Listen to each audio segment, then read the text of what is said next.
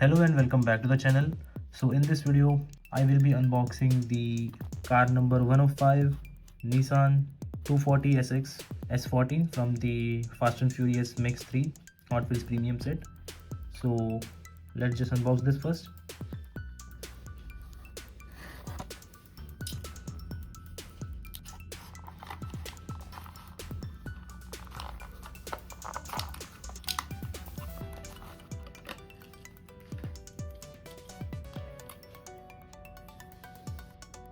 So finally we have it out of the blister, and let's take a closer look at this.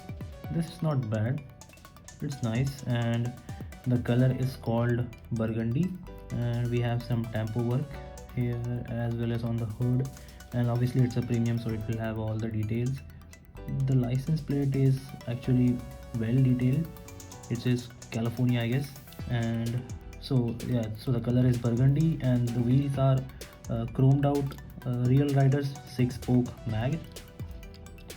The base has somewhat details and it has side view mirrors, so that's nice. Spoiler is the part of body and it's a metal.